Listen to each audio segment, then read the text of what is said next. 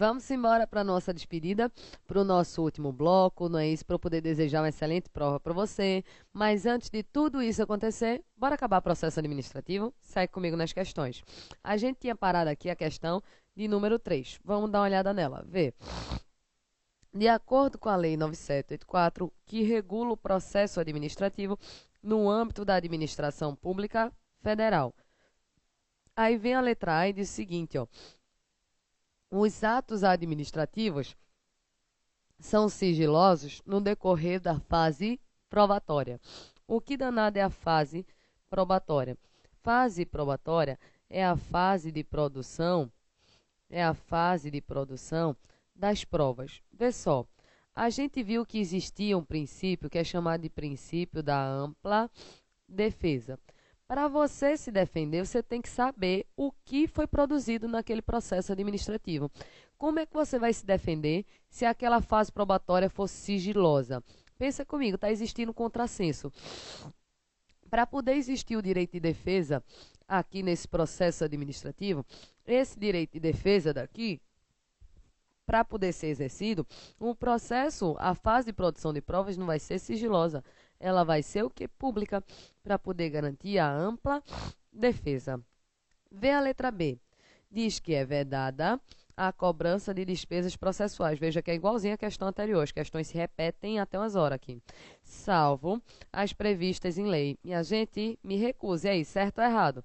Certo é a mesma coisa da questão anterior. Veja por que é importante você fazer questões. Isso daqui foi TRT Paraná. Vê a questão anterior. Assembleia Legislativa da Paraíba.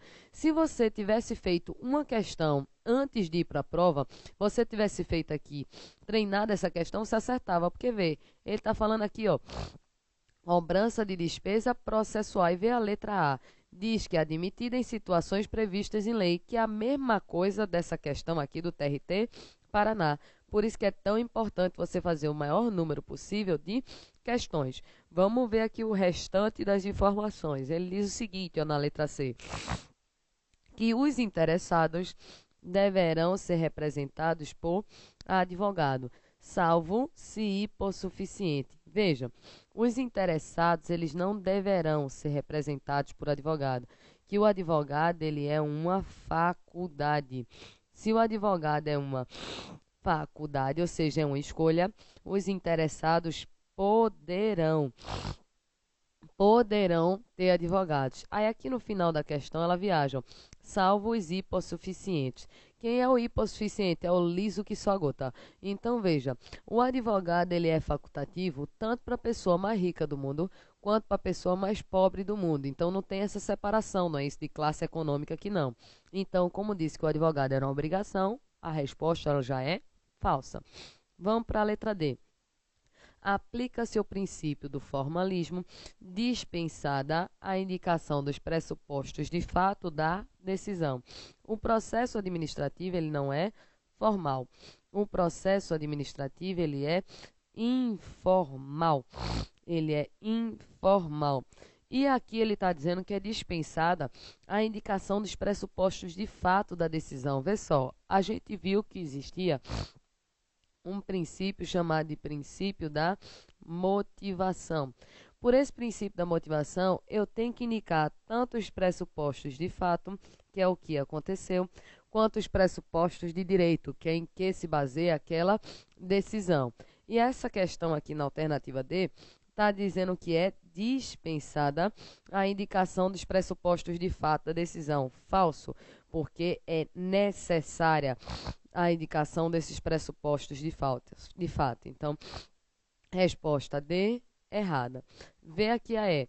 Diz que é vedada, ou seja, é proibido, a impulsão de ofício, cabendo ao interessado indicar os fundamentos de direito da decisão. Primeiro, o que é impulsão de ofício? O processo administrativo, ele pode andar com os passos do administrador, em virtude da chamada autotutela. Então, o próprio administrador vai caminhando com o processo administrativo. Então, impulsionar é andar, de ofício é pela administração. Esse processo administrativo ele pode andar tanto a pedido do interessado, como pode andar de ofício por impulsão da administração. Então, veja, aqui a questão já está errada, porque diz que é vedada essa impulsão de ofício. E o final é uma das coisas mais loucas que eu já vi, que ela diz assim, ó, que cabe ao interessado indicar os fundamentos da decisão. Veja, a decisão é dada pela administração. O que essa questão está dizendo é que o interessado é ele que vai fundamentar a decisão que foi dada pela administração. Minha gente, isso tem lógica. Então, quando você recebe uma decisão, é você que explica a decisão? Não, não é o interessado quem fundamenta. Quem fundamenta é a própria administração, que foi quem deu aquela decisão. Então, essa questão 3 é uma questão boa, porque ela trabalha vários pontos aqui, não é isso? Da parte da lei 9784, ok? Vamos na quarta questão. A quarta diz assim, ó. O marcador que está grande, esse daqui. Inácio, servidor público federal do Tribunal Regional Federal da Terceira Região e responsável pela condução de determinado processo administrativo, detectou que uma das partes interessadas do aludido processo é casada com Carlos, com quem possui amizade íntima. Então, veja, uma das partes é casada com a pessoa que ele tem amizade íntima. E ele era o responsável pela condução do processo administrativo. Vale selecionar que o mencionado processo administrativo apresenta uma pluralidade de partes interessadas, no caso narrado e nos termos da Lei 9784. O que ele está querendo, minha gente? Ele está querendo aqui a diferença de impedimento e de suspeição. Para poder fazer isso daqui, deixa eu fazer uma tabela rápida para vocês. Vê só. Existe aqui pessoas que estão impedidas de atuar, ou seja, não pode atuar de jeito nenhum na condução de um processo administrativo. Existe o impedimento de um lado e existe a suspeição do outro. Suspeição, a pessoa pode, não é isso? Pode ser afastada daquele processo, pode se declarar suspeita, não é um dever. No impedimento, ela não participa de jeito nenhum. Já na suspeição, ela pode participar ou não. Quais são os casos de impedimento? Vou resumir para vocês aqui. Ó. Eu estou impedido se eu tiver interesse direto ou indireto naquela matéria. Estou impedido de participar se eu tiver interesse direto ou indireto. Estou impedido de participar se eu já atuei naquele processo como perito, como testemunha ou como representante. E eu estou impedido de atuar se eu, não é isso, estiver litigando, ou seja, disputando com alguma das partes na esfera judicial ou na esfera administrativa. Já a suspeição acontece quando eu tenho uma relação de amizade íntima ou de inimizade notória. A FCC gosta de ficar confundindo impedimento com suspeição. Sabe o que eu acho mais fácil? Decora que amizade íntima e inimizade é suspeição. E o resto? O resto é impedimento, meu filho, né? Economize espaço na memória RAM, ou sei lá qual é, né? Então, veja só. Aqui decore que amizade ou inimizade é uma situação de suspeição. O resto vai ser impedimento. Então, vamos voltar para a nossa questão. Voltando para a nossa questão, veja que aqui nessa alternativa, a pessoa que ia conduzir o processo administrativo tem uma amizade íntima com alguma das partes. Então, se é amizade íntima, a gente já sabe que é um caso de quê? De suspeição. Vamos analisar as alternativas. Vê a letra A. Um processo deverá continuar a ser conduzido por Inácio, tendo em vista que existe uma pluralidade de partes interessadas. Tudo bem que o processo continua, mas ele não deve continuar sendo conduzido por Inácio, ok? Então, o processo continua, mas Inácio, ele não deve continuar na condução do processo. Vê a letra B. Trata-se de hipótese de impedimento. Precisa ler o resto? Não, porque não é hipótese de impedimento, é uma hipótese de suspeição. Letra C diz que inexiste qualquer proibitivo para que Inácio continue na ação. Minha gente, precisa nem ler o resto. Por quê? Porque existe sim, Inácio é suspeito, já que tem aqui, ó, veja, uma amizade íntima. A letra D diz que Inácio deverá afastar-se da condução do processo por razão moral, embora não se trate nem de impedimento e nem de suspeição. Tudo bem que não é um caso de impedimento, mas é um caso de suspeição. E a letra E diz que Inácio deverá declarar-se suspeito. Veja, caso de suspeição. Não está dando para marcar ali? Resposta correta, letra E. Veja que é só você decorar o que é o impedimento e o que é a situação de suspeição. Ok, a questão de número 4, fácil. Vamos para a questão de número 5. A questão de número 5 diz assim, ó. Tina, interessada em determinado processo administrativo, requereu por escrito a desistência total do pedido formulado no mesmo, tendo em vista a existência de vários interessados no mencionado processo e nos termos da Lei 9784. Vê só, aqui ela requereu a desistência por escrito, sendo essa desistência total. Ela pode desistir? Pode, não é isso? A pessoa pode desistir tanto de forma parcial quanto de forma total. Só que esse processo tinha vários interessados. A desistência dela afeta algum deles? Não, porque o processo para os demais interessados, ele vai continuar. O processo vai continuar para os demais interessados. Só não continua, não é isso para Tina, porque ela desistiu. Vê a letra A. A desistência de Tina atinge todos os interessados. Certo ou errado, minha gente? Errado, por quê? Porque a desistência de Tina só atinge ela e não atinge os outros interessados. Está dizendo na letra B que não é cabível a desistência total, mas sim a parcial. Minha gente, eu posso desistir tanto totalmente quanto parcialmente em um processo administrativo. Então, aqui a letra B, ela está falsa.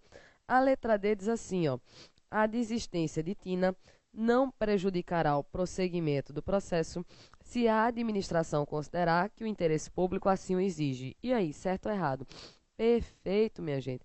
Porque a desistência de Tina não prejudica o processo quando a administração verifique que o interesse público assim o exige. Mesmo que Tina fosse a única interessada nesse processo e ela desistisse, mesmo assim o administrador poderia prosseguir com aquelas investigações. Então, a letra C, perfeita, resposta correta. Aqui na letra D diz que não é cabível a desistência. A gente já sabe que é falso, porque você pode desistir tanto parcial quanto integralmente. Só que cuidado. Essa desistência daqui só pode ser dos chamados direitos disponíveis.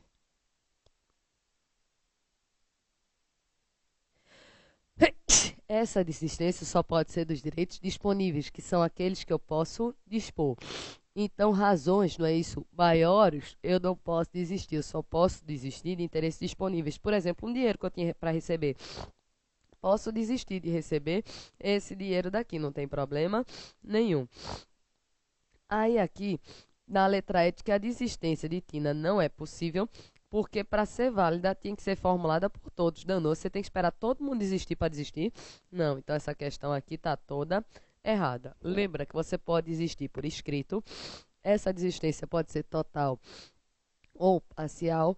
Essa desistência tem que ser de direitos disponíveis e essa desistência só afeta a pessoa, continua em relação ao restante dos interessados e a administração, mesmo que fosse ela sozinha, poderia continuar alegando razões de interesse público em virtude da chamada impulsão de ofício. Ok? Vamos ver aqui a sexta e última questão. Estamos indo para a questão derradeira. Olha o que ela está dizendo. Conforme estabelece a Lei 9784, a anulação dos atos administrativos. Aí tu diz, oxe, isso a gente já estudou. A anulação dos atos administrativos já. Só que esse conceito de anulação, ele está aqui na Lei 9784. É por isso que eu repeti, porque pode ser que ele venha a ser pedido na tua prova.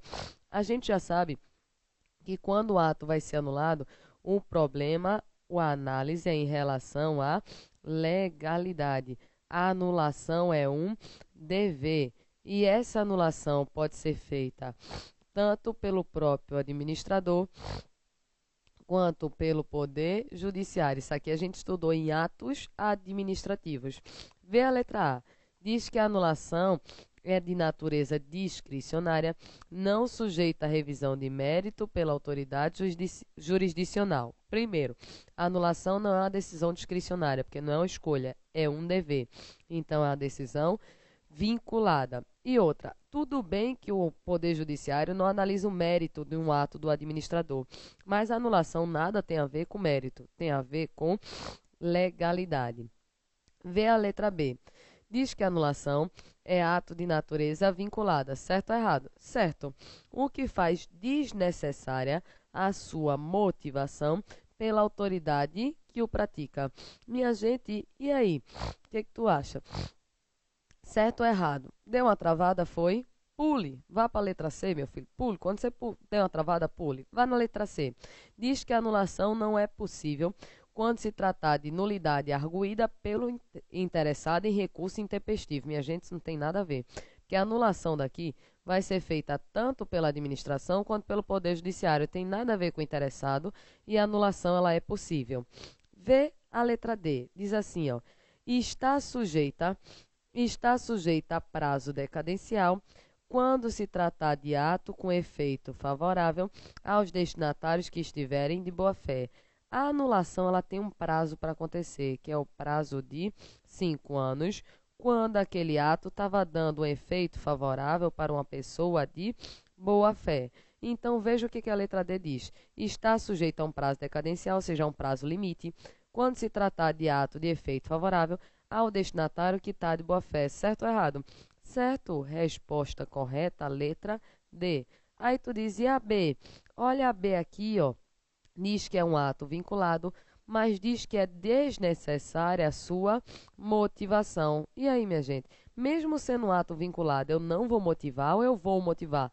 Vou motivar. Então, não é desnecessária a motivação. A motivação, ela é necessária.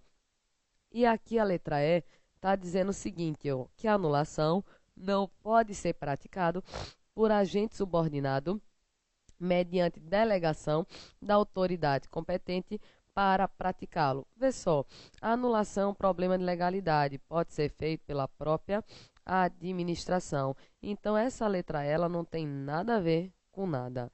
Então, aqui veja que só foi mais para revisar um tópico que fala de anulação e de revogação na hora da tua prova. Pessoal, assim a gente encerrou essas 4 aulas de questões. O que a gente fez? A gente fez 10 questões de princípios, 10 de poderes, 10 de atos, 10 de organização administrativa, não foi? 10 de servidores na Constituição. Então, só aí já foram 50 questões. A gente fez também agora 6 de processo administrativo e 4 de conceito. Então, foram 60 questões nessas 4 aulas. Te dou a dica para tu continuar fazendo questões em casa. Procura aqueles sites, questões de concurso, nas super provas. Dá uma olhada nesses sites e continua fazendo o máximo de questões possível até o dia da tua prova. A prova deve ser, apesar de não estar mais tão letra da lei, continua sendo uma prova repetitiva. Então, treina o máximo possível para conseguir a tua aprovação. Desde já, desejo minha boa sorte, não é isso? Que vocês façam uma excelente prova, se Deus quiser, na hora dessa prova. E vou ficar torcendo pela aprovação de cada um de vocês, ok? Então, eu encontro você, mas não aqui, quando você estiver rico lá na LEP. Uma excelente prova e até a próxima.